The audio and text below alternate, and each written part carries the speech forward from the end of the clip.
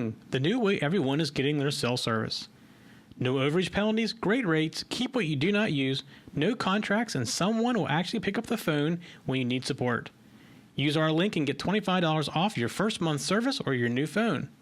Just go to tech-zen.tv/ting to save $25. Welcome to episode 17 of Let's Make It, and this week we are going to cover a subject that was given to me by one of our viewers. And actually we're going to see some of his code tonight, and thank you, Bob Powell, for all the time you've put into this. Definitely appreciate that. And we're going to be talking about this for the next couple of weeks in different variations of it. And I mentioned last week we're going to talk about shift registers. And let me first explain one of the advantages to using a shift register. The Arduino, and this kind of goes back, if you remember back when we did the LCD, the serial LCD, we took 12 pins for an LCD down to 4, and we saved a lot of pins. Well, that's what we do, same thing with a shift register. And the one we're going to look at tonight is an 8-bit shift register, which means it can control 8 outputs. We're going to use LEDs to demonstrate that what's coming on or off, but you could attach a relay to it, or any other device that can use low voltage to contact closure type of stuff as well. Now, to control this, we basically are only using 3 wires.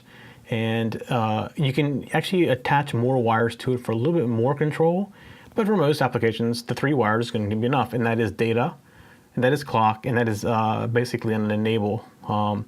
And with it, basically you take, that's what they call it, a latch, and when you take the latch to high, you send your data using the clock in the data pin, and you take your latch back low again, and depending on what data you sent, depends on which pins come on.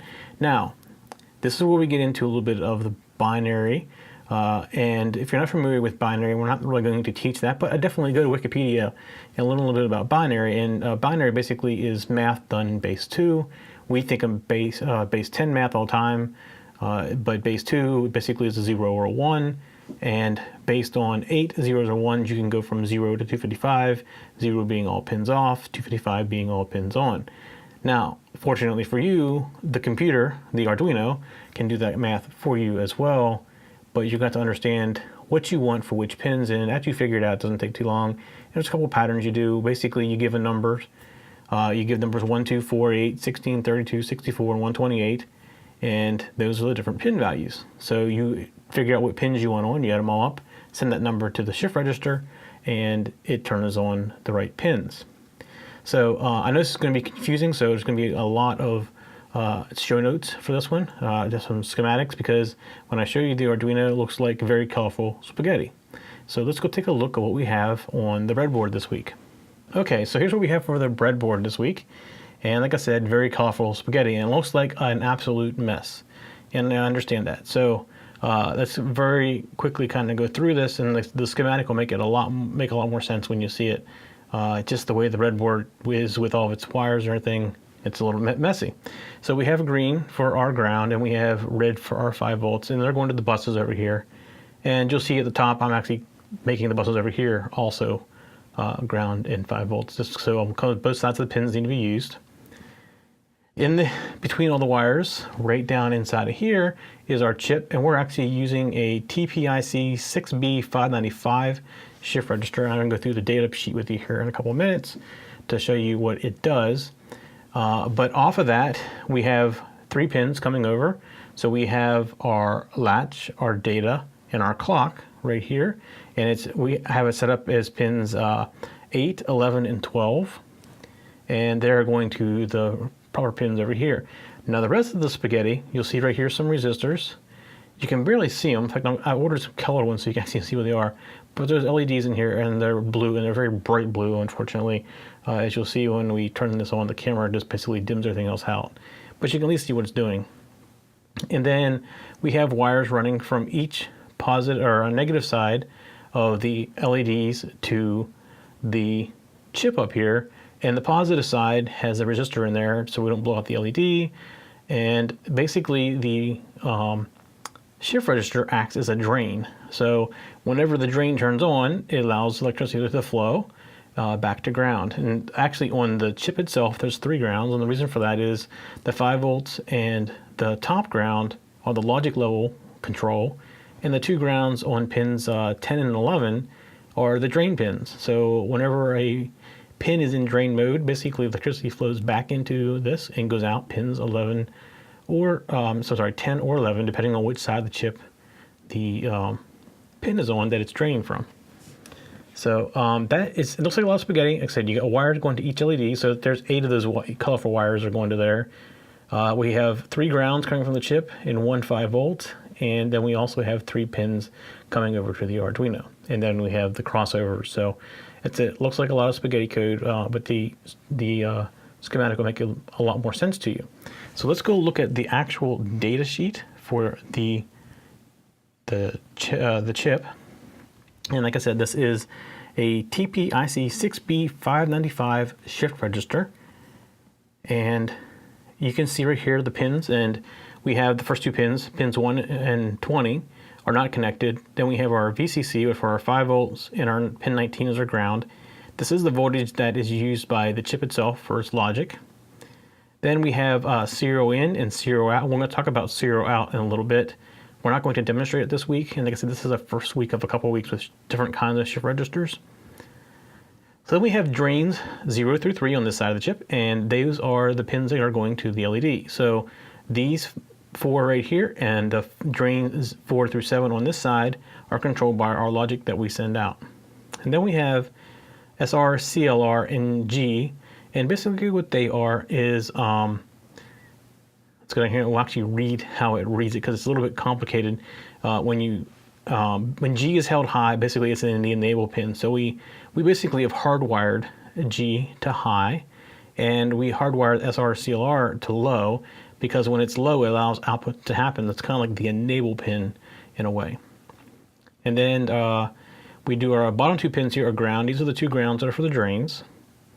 And then here we get to our clocking that we have, and the latching pins.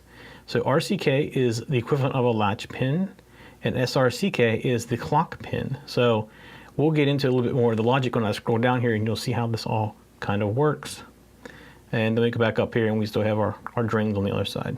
So let's go on down here, and we're going to go look at the actual, well, here's the circuit. It's in the data sheet as well, but what I want to get to is the timing, which shows you how all this works together. So I'm going to scroll down here past all this voltage stuff.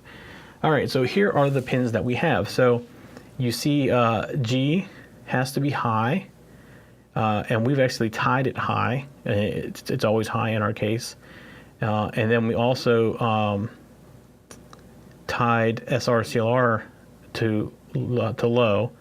And here's our clock, and here's our data, and this is our latch. So you can see as we take the latch low, so that basically it's accepting data, we then send out clocking, and however many bits we want to send. In this case, it's 8 bits, and we send out our data. So right here you see it's sending 2 1s, 2 0s, 2 1s, and 2 0s.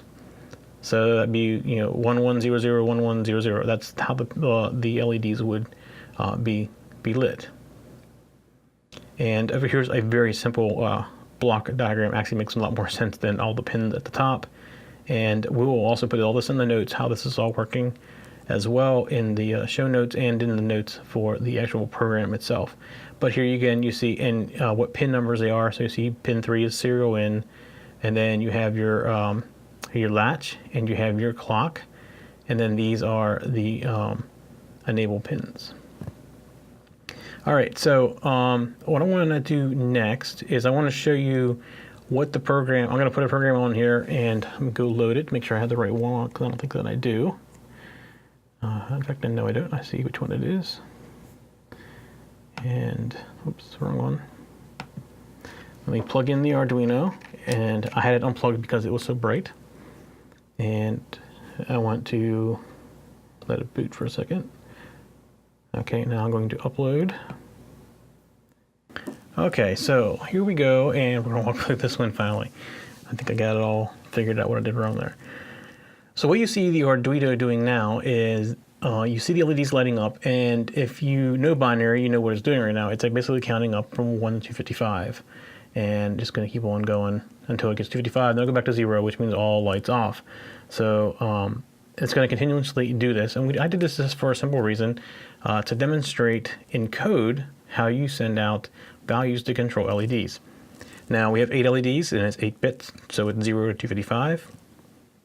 And it's done by 2s. So again, it's best to go out and look. Wikipedia is a really great article on binaries and how you can calculate binary. But basically, if you look at it from the LED point of view, the first LED is worth 1, the next LED is worth 2, the next LED is worth 4, the next LED is worth 8, the next LED is worth 16, next one's worth 32, next one's worth 64, and we stop at 8, so our next one's worth 128. So if you would take all the lights that are on and add it up, that would be the number that it's sending out right now through the shift register. So let's go look at the code, and this is actually fairly simple to do, and because the Arduino can already do this kind of built in, it has the logic to be able to do this. So this is my program, and I'm sorry it's not commented yet. I will comment it before I get it up on the show notes tonight. But we have 3 pins. We have our latch pin, our clock pin, and our data pin.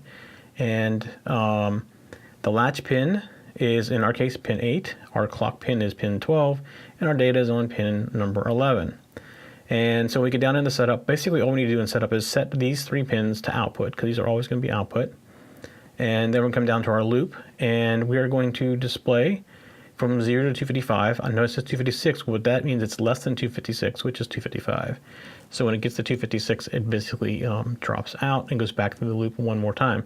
So it sits in this for loop and goes around from 0 to 255, and then drops out and comes back around into the loop routine again. So it's going to sit here and do this forever in the loop. So first thing we do is we take latch pin low, because we can't write data until latch pin is low. So we take it low, and then we do a built-in function of the Arduino called shift out. And we give it what our data and clock pin is, and we want most significant bit first. This is the way that most, well, no, it's not necessarily true. I was going to say the way most computers work, actually, it's LSB first. But it's this is the direction. So the least significant bit being number 1 would be LSB first. It would be on the right, and then if it's MSB first, it's reversed to that. So we're sending it out as most significant bit first, and then we send out the number. So we go around the first time, we're sending out 0, which means no pins come on.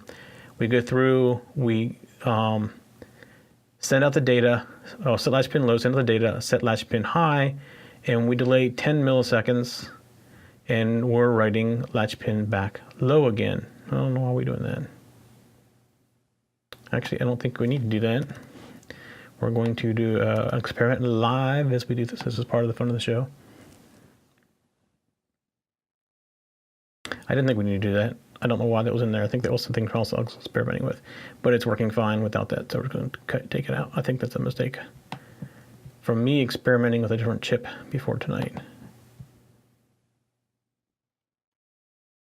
All right, so after we set our latch pin back high, so the pin basically, the chip will basically say, okay, I can output again, and we'll output whatever we sent out through the shift out. We delay half a second, and we come back and we do it again. So we come back and do it again, we set latch pin low. This time we're equal to 1, so we're sending out through the data pin and clock pin with MSB first, number 1.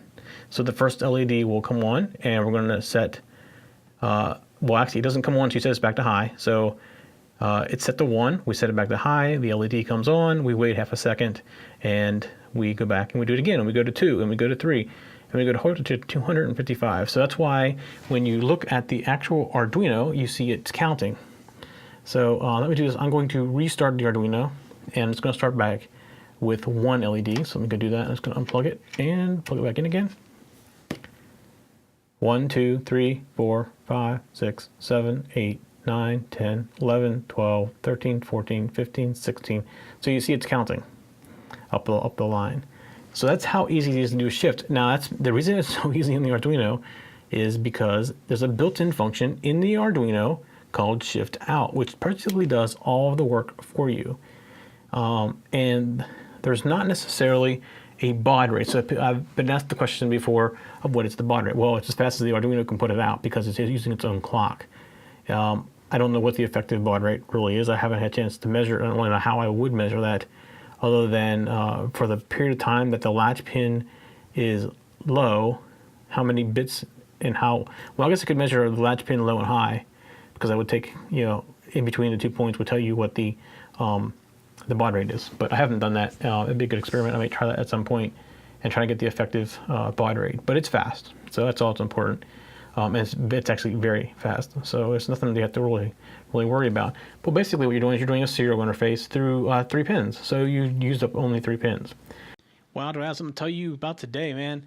Wow, I mean, you guys, you get tired of your cell phone service? I mean, I just had an overage. I mean, it was horrible, because I went and got my data coverage. I went over to my data coverage, and man, it was just beat me up over that. But I have some good news today. I want to tell you about Ting.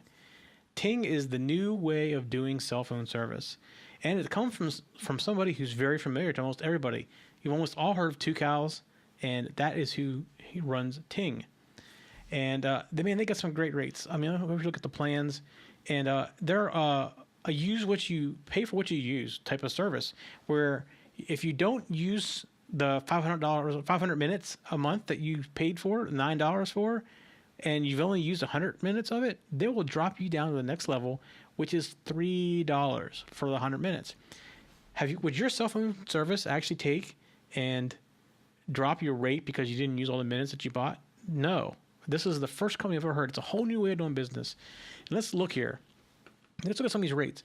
500 minutes a month. If you're using 500 minutes a month, it's $9. So I don't even use close to 500 minutes a month. So I'd be $9 for the phone service.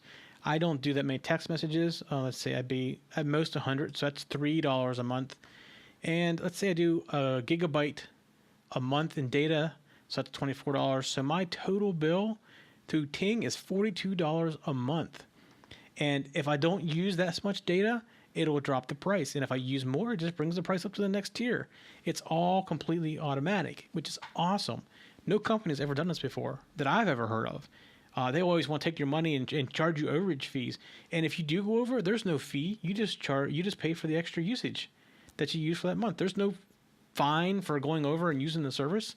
It doesn't make any sense to be able to fine you for that. So yeah, you have great rates. Plans starting as low as $9 a month, and I mean really $9 a month. That's for 100 minutes a month. So you could get the cheap phone for your kids for emergencies or for your grandparents or whatever. No overage penalties. Like I said, there is no more fear. There's no anger, and there's no suspicion or worry about you're going to go over that made-up limit that your current provider has given you. And then when you know you've gone over it, you wait for that heavy bill to come every month, and you're holding it like it's a bomb getting ready to go off before you open it up. And if you don't use it all, like I said, you get credit back. You don't use what you thought you would, they'll drop you down the next tier, and you won't pay that much for that month. And that's revolutionary. There's no carrier I've ever heard of that's done this before. It's awesome. You can put multiple devices on one plan. I mean, how many plans did your family have?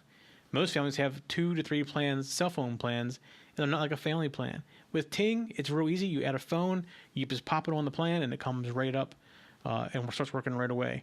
And you can actually go out into the dashboard and understand how your family is using the service too. Are they getting close to going over the minutes? Do you want to get a better price for your minutes, go up to the next tier? Do you want to drop certain things down? You can watch how everything's going in nice, easy to understand graphs right on the dashboard. It's great. There is, like I said, there's no fees or limits on usage. So let's say you have a carrier and you have unlimited minutes, and now you've gone over the 2 gigabyte limit, and they're going to start slowing you down. You don't have to worry about that here. There is none of that here. Ting allows you to use all that you want. There is no limitations and no additional fees for that. Tons of free features too. I mean, it does not make any sense. These other carriers are charging you for your data. Then they want to charge you to tether your phone. Why? It's your data. You're going to use it after all, right? So it doesn't make sense. With Ting, there is no additional charges. There's free tethering, free hotspotting, free number porting in either direction, in or out. If you want to leave Ting, they'll gladly help you get to the carrier you want to go to. Free picture and video messaging. All that's normal call services, call forwarding, call waiting, voicemail, all that's included in Ting. And get this, there is no contracts. What would you do if you left your current carrier right now? Are you under contract? Would you have to pay a penalty to get out? With Ting, there are no contracts. So you can cancel at any time without any penalty. You can bring your own device or buy one from Ting. They'll work with you however. They're very flexible. You do whatever you want, no problem. And think about this. I mentioned before about the $9 a month. Think about strategically used devices. For example, your mother who doesn't normally use a cell phone and getting up there in years, you want to stick one in her glove box in case she breaks down somewhere. $9 a month. That is great insurance for having your family be able to get in touch. And that's 100 minutes a month. I mean, if you don't use the 100 minutes, it's even less than it. It goes down to 0. So if it's not used, I mean, it's a great way to keep a device around that is easily usable. So yeah, it's great. They bring you can bring your own device, like I said, and they have great devices to buy. They have a lot of devices. Let's go take a look what we have for the devices. You'll see very modern devices, lots of Android out here. There's Samsung, LG, all the big names are out here. There's more Samsung. There's a Samsung S3, the most popular Android phone in the market, and you can get the S3 in multiple colors and multiple sizes right here in Ting. And you buy the phone and it's your phone. There is no contract to worry about. And for those strategic phones like I was talking about, here are phones that are really cheap Samsung phones that you can use in the glove box for emergencies. Just keep them charged there once in a while. And I mean, they're really inexpensive. And you can also get your wireless devices for data as well, right from Ting directly. So there's also, they have something else that I've never heard of before. And it's the no hold customer support. Monday through Friday from 8 a.m. to 8 p.m., there is no hold. They turn hold off. So when you call, it rings until somebody picks it up. There is no going into the queue or anything like that. And they pick it up fast too. And their support staff, they're empowered. They don't have to go to the supervisor to get things. They give you the real name, none of these made up names. They actually all post in their pictures and everything, and they post to blogs. They're kind of, the way they describe themselves is like you have that person in your family who comes and fixes your computer, your nephew or whatever. They hire people like that already know how to use the phones, and they just train them on the Ting way. It's awesome. I mean, they're already up to speed, super smart, and no hold. There is none of this waiting in the queues and pressing numbers, and it's just immediately right to a person. They're all empowered to fix your issue. There's those clear, easy to read graphs on the usage on the page, easy to understand bills, cancel anytime, and as you saw on the phones, they are very Android friendly. The operating system that's the most popular operating system right now in the world, Android, and they embrace Android. And their coverage is awesome. You should go to their site and check out their coverage and see what you can get. They use other major carriers to provide the service. So it's not like they're building out their own network. They are already there. There's nothing new to build out. They probably cover you everywhere you go right now, and I definitely recommend you go out and check them out. Now, we have a special offer for you from Ting, from techzen.tv. You can get $25 off your first bill or $25 off your phone if you buy the phone from Ting. And the way you get that is you go to tech-zen.tv/Ting, and you'll go right to the special page just for us and get $25 off of your first bill or the device that you buy. And that's all just for listening to us. So, and that was something, appreciate Ting supporting us here. And I definitely recommend you go check them out. This is the way of the future, the new way to do cell phone service. Now, I'm using a different chip than what Bob did in his program, but this is like a standard. So, I actually have his program on here, and I'm going to load it. And he's done all kinds of neat things that it can do, and we'll walk through his program as well. And I haven't asked him for permission to give you his information about where you can download it, but he does have it out there. It can be downloaded, and if it's okay, I'll stick that on the show notes as well. And you can download his program that I'm getting ready to run. So let me go upload his program really quick.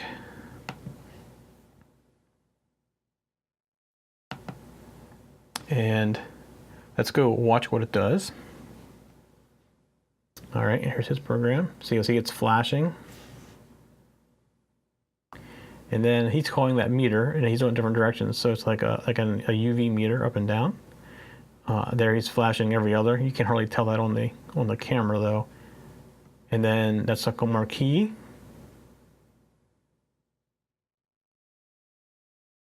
I think that, I forget what he calls that, but it's like a pass or something like that. Let me go here and look real quick.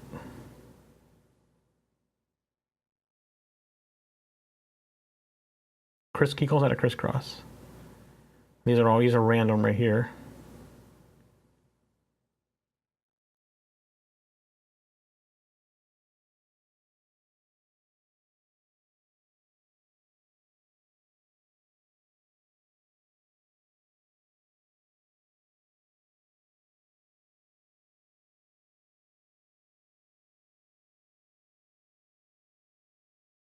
I think that's the Nightrider Effect, as he calls it in his code.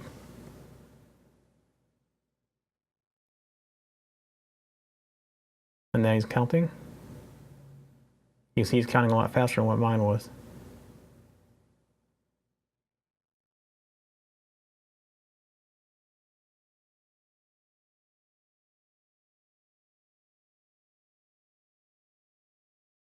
And I think now we're off, and we're counting the other direction now.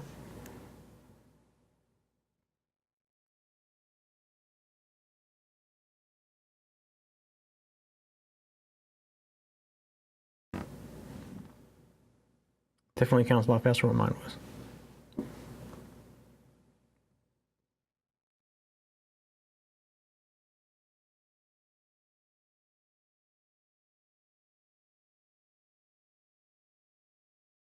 And now it's counting down.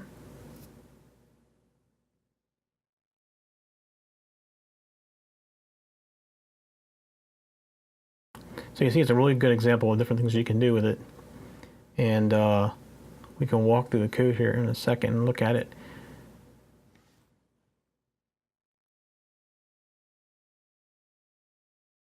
It should go all on, then all off, and then it starts over again.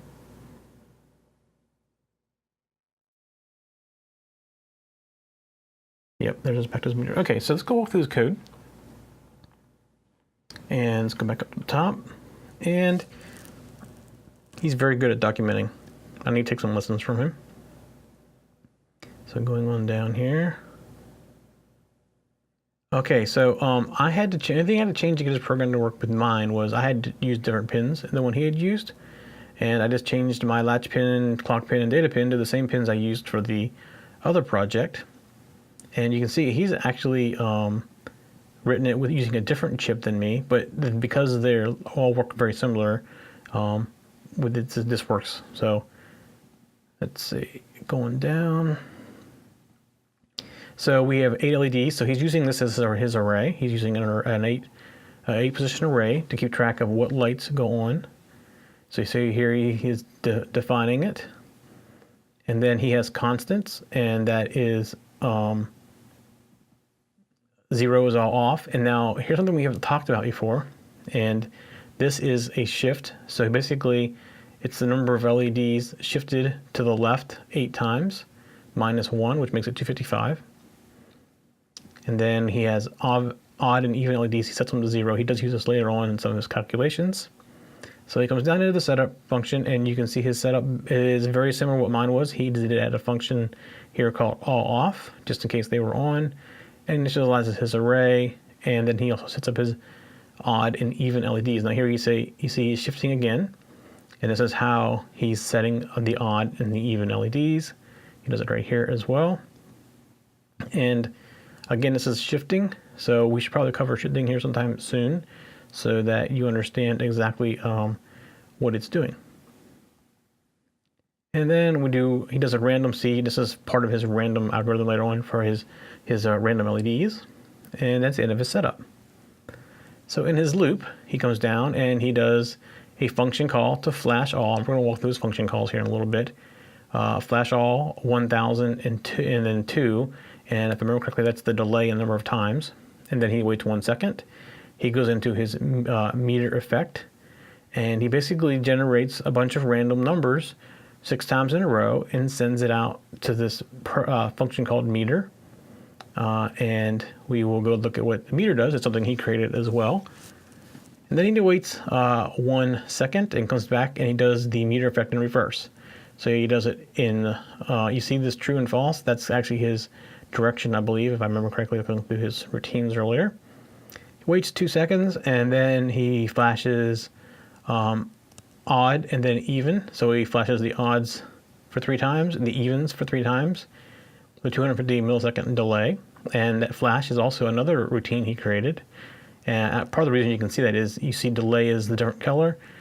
Flash is something that the user created. Delay is a function that's built into the Arduino language, so you can tell the difference. Then he does the Marquee Effect, and that's another routine of his. We'll go down, we'll walk through that. Then he does the crisscross effect, waits 2 seconds, randomly turns on and off the leads, and then does a chase effect. And again, another function we'll walk through is chase down here. And he does it, actually does it twice. He does it in reverse. He does chase in reverse as well. And then he does the Nightrider Effect. He does the flash again. FlashAll. And then he does the count up. He does the odd and even flash. And then he does the count down. And then he does the all on, all off at the end. All right, so now we're getting down to the functions that he created. And here's FlashAll. It flashes all leads. And it takes in the duration and the count. So FlashAll basically is calling another he called flash. And it's calling it with all on, which is we defined at the top as being, in this case, 255 or 256 minus 1. And then we come down to the actual flash routine. So it flashes LEDs, number to be flashed, how long the LED is on, and how many times to flash it.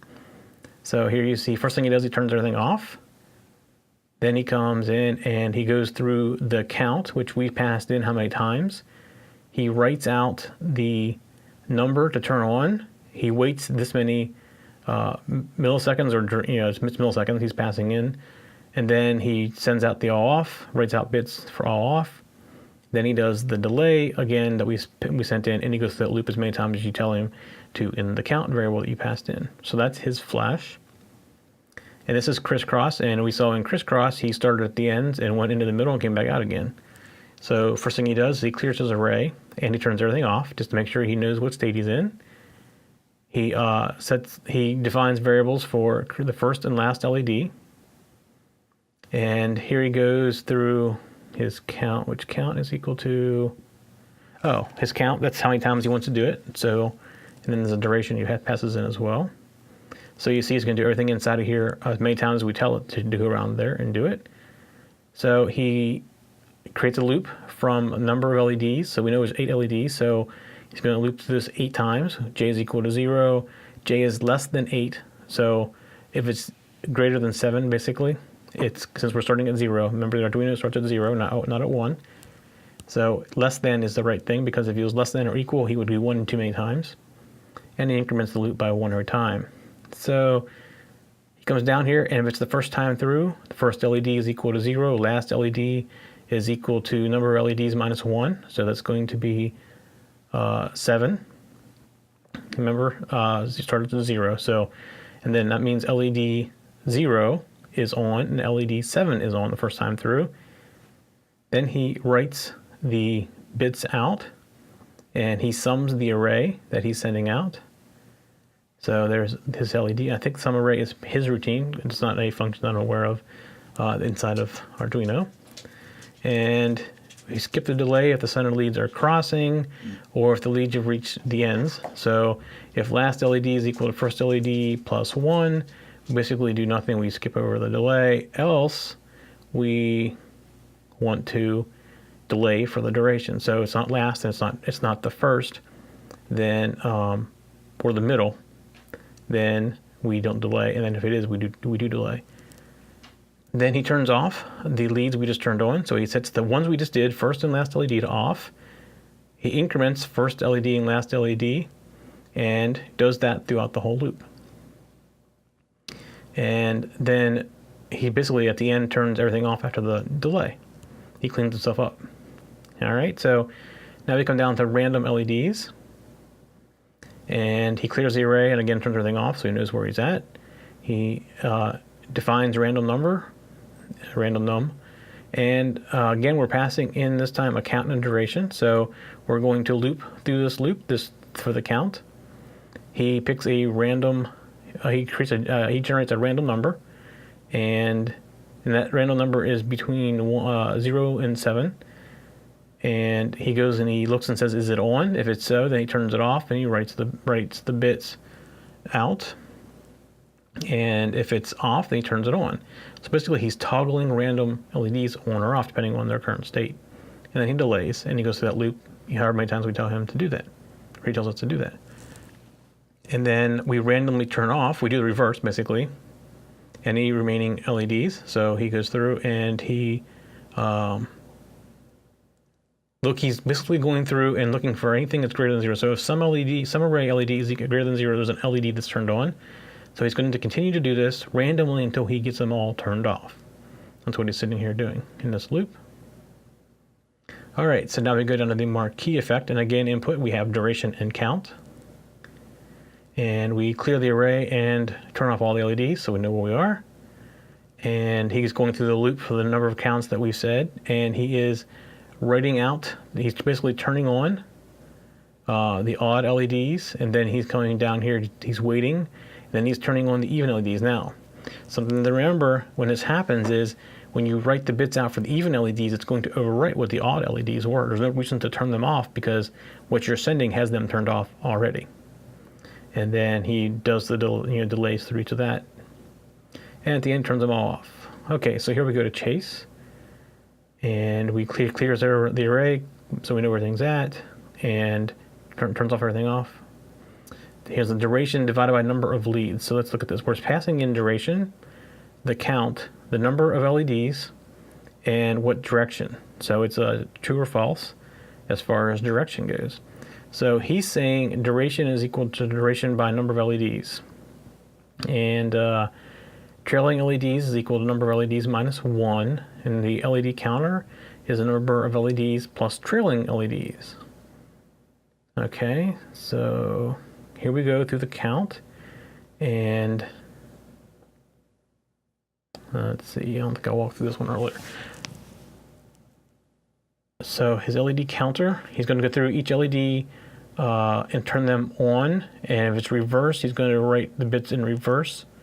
So he basically, what he's doing is he's starting at one end or the other and turning on the lights in order. We're chasing them. It's called chasing. And you can see right here, if reverse is equal to true, he just outputs them in reverse. And we'll see the right bits down at the bottom a little bit farther. And then he goes to the next LED and turns it on, and he turns off the trailing LEDs behind it. So what's basically happening is the number of LEDs is how many are lit or turned on at one time. So you may have 3 turned on at a time, and 3 of them will move across all 8, chasing each other around. But after the third one, they turn back off. So basically you have like a little bunch of LEDs. It could be 1 LED, or it could be 2, or it could be 3. You may have 6 going across there, which means you'd have 2 open ones coming across. It's up to you. It depends on what you pass in that case. And then we have the meter effect, and he's passing in duration, the number, and is it forward or reverse? Again, it's a Boolean, so it's either true or false. Clears everything at the top like he did all the other ones, so he knows where he's at. And if the number is greater than the number of LEDs, then you return. So it's not valid. He's checking to see if the number is valid or not. And that's a safety precaution.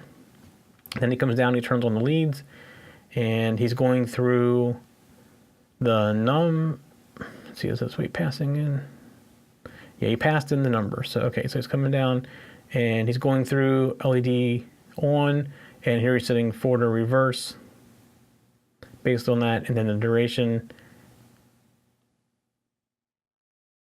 And then he comes back and he turns them back off. And there's all off, so he cleans himself up. And then here's the Nightrider effect, the back and forth, the kit effect. And he basically has a duration, the count, and the number of LEDs. And again, he clears himself up at the very beginning, so he knows what state he's in. His duration, he divides by the number of LEDs. And this is very similar to what we did with the chase, where he has the trailing LEDs and the LED counter. And he comes down, he goes through his loop, and you see he's doing the exact same thing as before, where he is writing out bits. Okay, no, doesn't need to know that, I guess. And he's running out bits in one direction, and then he comes down here and he does it in the opposite direction right here. So that gives the back and forth effect. At the end of the loop number of times, he clears everything out. And then he's coming down to count up, and if he's basically saying the starting and ending number, and he's going to be counting up in the duration for each transition of LEDs and the direction you want to do it in. So he's again clearing himself up. If the end number is less than or equal than the starting number, then it's not valid. So just return. It's a good way of making sure you're not going to do divide by zeros or any other kind of weird math issues that causes the Arduino to mess up. And then he goes through his loop. Number to display is equal to the starting number, and number to display is less than or equal to the ending number, and increments it by 1 each time. So what this is doing right here is it's setting this equal to this number to start out with. So if you start with 10, it'll be equal to the 10 in initialization of the for loop. And then he determines if it's forward or reverse, and he writes the bits in forward or reverse, and he has a delay right here. And then he goes to count down, and basically probably doing the exact opposite of what he just did. And you can see, yep, exactly what he's doing. So he's setting number to display at the start number, and the while number to display is greater than the ending number, because ending number should be less than, because you're counting down, and then he decrements it by 1 every time it goes through the loop. And you see his safety right here. So end number should always be less than the start number. So if it's for some reason greater than or equal to the start number, then you just return, nothing to do. And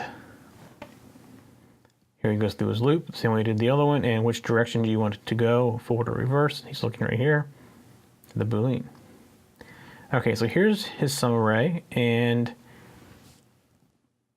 you can see he's using a shift. So we need to probably talk about shifting a little bit here, and how shifting actually works, because this is how he's doing his addition to get the total number. So he basically is going through each of his array elements. So he's passing in his array of items that are on or off, and he starts it out at 0. As he goes through each one, if it is on, then he adds to the total the value of that bit, which is 1 shifted to the left by the current I, which is the loop count.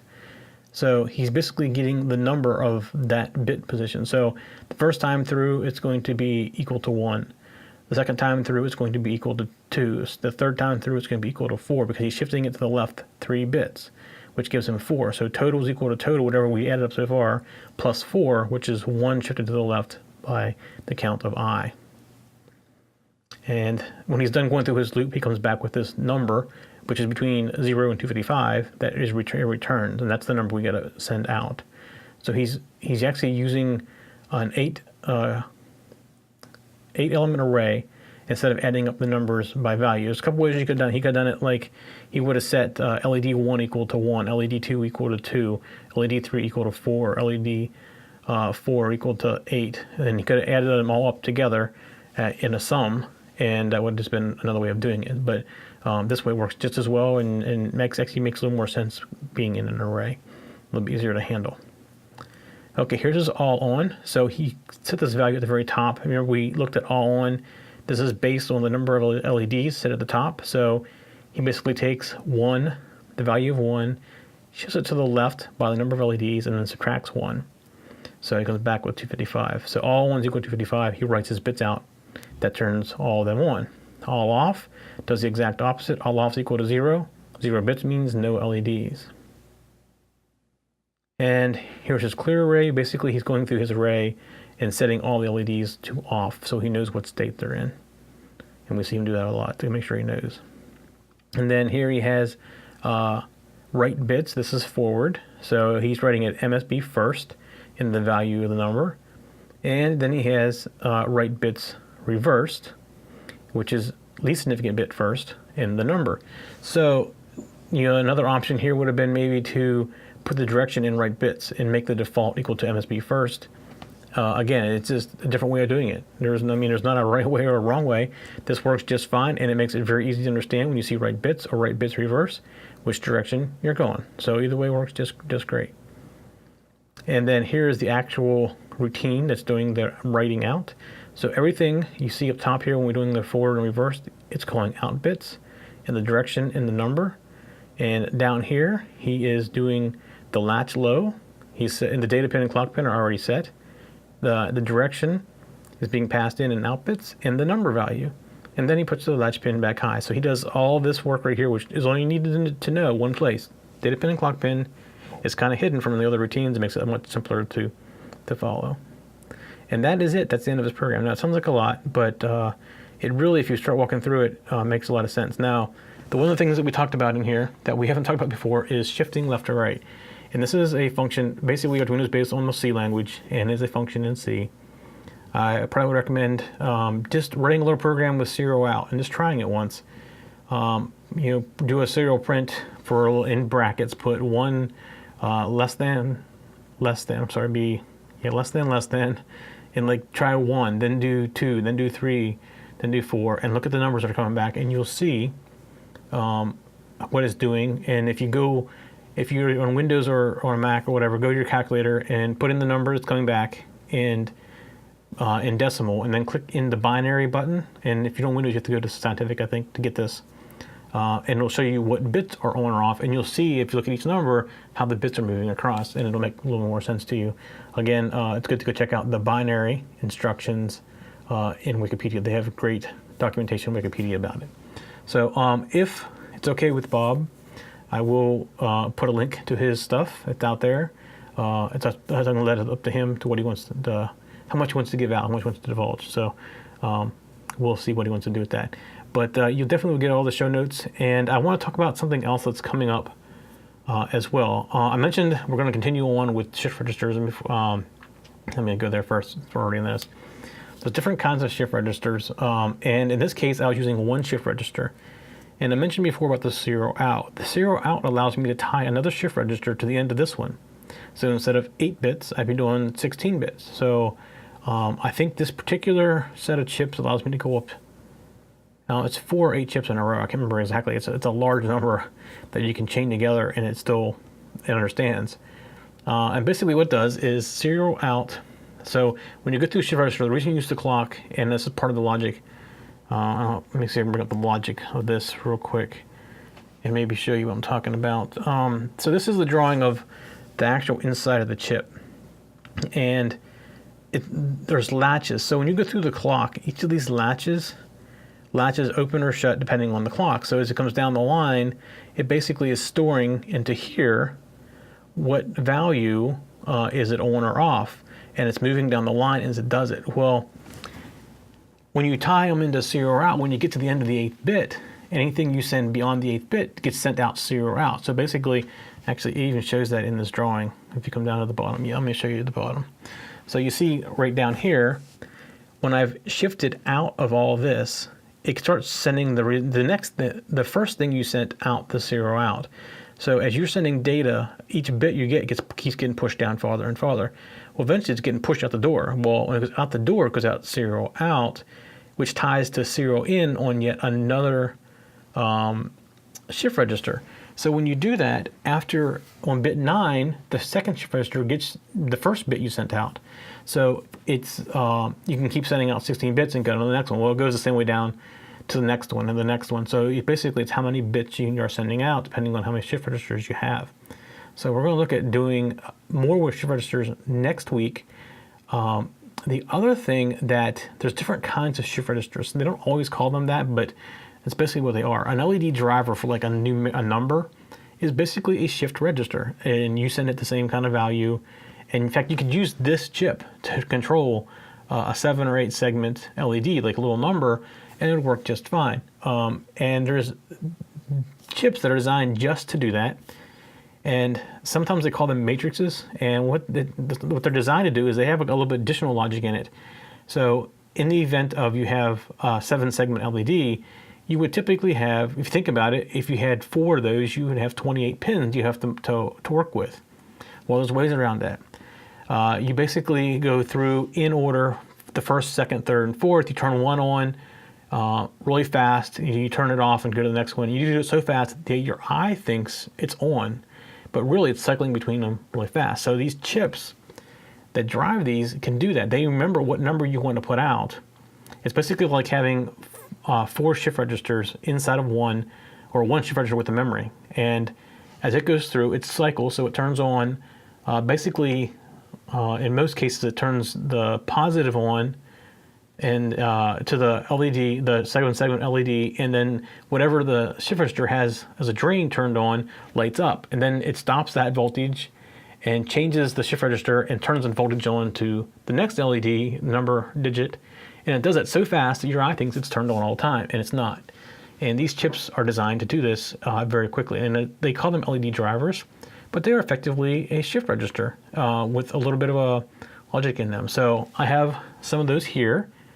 I still haven't gotten the LED segments, so I have to wait for that to come in yet. And I've also ordered, they call it a matrix, and it's basically designed to do a very similar thing to that, but it's designed to work with the LED matrix. I showed you some I got last week or the week before. There's a bunch of LEDs. It's an 8x8 segment, and they're designed to do the same thing with that, and they cycle through as well. They also cycle the LEDs really fast, so they don't got to use so many pins. And I have some of those on the way as well, and we're going to talk about those. And in addition to that, there's something that is like a shift register, but it uses pulse width modulation. I've never used one before, but I have some on the way, and that'd be a fun thing to actually learn. And it works on a very similar concept of the shift register. You basically are sending out a value, it interprets the pulse width modulation value, and outputs the pins just like the shift register does. So that's coming as well. All right, so that is it for shift registers for this week. I do want to talk about something that's coming up. We are putting out another show. It will not be a live show. It will be like a batch. We call it batching, like our Security 101 or our Mac Minutes are, where we will do, we'll record, 12 weeks at a time. Basically, we'll sit in a room and record 12 weeks at a time. Probably in this case, it will be 12 weeks at a time because it's a lot longer format of a show, but it will not be live, like interactive like this one is. And it's called The Program, and it's around programming, learning programming languages. And we're going to start out the first couple weeks about generally how computers work, a little bit how memory works, how programmers access memory, the basics of programming, because basically if you look at under the covers, all programming languages work effectively the same, because the computer works exactly the same no matter what language you're using, and you're just manipulating the computer using a different language. So we're going to cover the basics of the computer programming. I have a belief that if you know one language, you can learn another one real easy, because it's typically the only difference is, for the most part, formatting and punctuation, things like that. There are some things that are different. C handles, how it passes data from function to function more closely to what it really is like in the computer versus Visual Basic or something like that hides all that from you. But in general, the concept is the same. So we want to cover the basics first. I think we're going to go to Python first, and it'll probably be like, I'm guessing 12 weeks per language. We're going to try to go through Python, maybe PHP, maybe Visual Basic and C#. They're very similar. I may try to combine them into one series because they're not similar enough. Some Perl probably, maybe some shell scripting. I'm trying to think. There's other languages that we use quite a bit, and we also probably going to eventually delve into JavaScript in libraries like Sencha. We use a lot of Sencha, so we know Sencha very well, or jQuery, something like that. We use some jQuery, but we pretty much moved everything to Sencha now. And so we're going to start covering that. So we have it planned out for, if we do 12 weeks per language, we have quite a long time of stuff planned out. But that's coming up. And one thing we don't do in this show as much is dig into the language. And we don't want to go that direction with this show. We'd rather stick it into somebody that's interested in just programming, not the electronics. People are interested in electronics, and you can go back and forth between whatever you want. I imagine we'll probably cover C fairly early on as well, maybe even before Python, because we use that language so much in the Arduinos. And we may even go into, like I said, we said about some shell scripting. The reason we're also looking at Python is the Raspberry Pis are very big on Python, so we're doing some Raspberry Pi projects. So it all ties together. It's a new show. It's still in its infancy, though. We don't even have the graphics done yet. So we know what we want to do. We're just working on all the administrative side of it now. So it's probably still a couple weeks away, but it's coming. So keep your eyes out for that. All right, that is it for Let's Make It for this week. I hope you enjoyed this, and we'll be doing more of the shift registers next week or so. And then I'm not sure where we're going to that. So we'll have to keep tuning in to find out.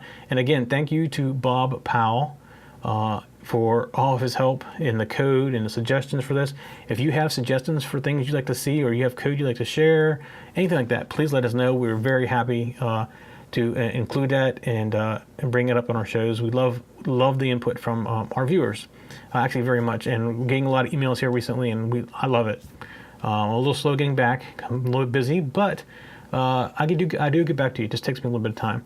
And one other thing I'm probably going to cover next week is we did the Zigbee. It was like 3 weeks ago now. We talked about the wireless. We had a viewer. It's just another wireless chip. I just got them yesterday, and I'm going to try that. And it's a lot lower cost than Zigbee. It's not as robust, but for some things you're doing, it may work just fine. So we're going to try to maybe go back and do a little quick review on that, and I'll even bring out the servos and see how well it works.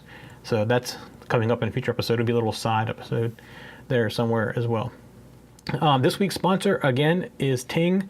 If you haven't ever used Ting or looked at Ting, I recommend you do it. And if you're on Sprint, you need to go there quick, because Ting is much less expensive than Sprint, and it's on the Sprint network. So if you know Sprint works good for you, you can start saving some money for you and your family. It is our sponsor this week. There will be a $25 discount on your first bill or any phone that you buy, and you get to that by going to tech-zen.tv/Ting. All right, that's it for this week. We'll see you next week. For show notes for this show, contacts, and more, go to the techzen.tv website, where you can get show notes for all of our shows. We love to hear from our viewers and listeners. We have an email, a Twitter, and a phone number where you can contact us for each show. For details, visit the techzen.tv website and get the show details. You can also make a video and upload it somewhere like YouTube or Vimeo, and then just send us a link. You never know, you may see your video in a future show. You can get all of our shows delivered automatically to your favorite device by going to your favorite podcast website like iTunes and subscribing. Each of our shows also has a YouTube channel you can subscribe to get regular updates. Our shows are also available on most internet radio networks like Stitcher and TuneIn Radio. You can also watch and listen to our shows on Xbox, TiVo, and Roku. You can even find us on your Zune.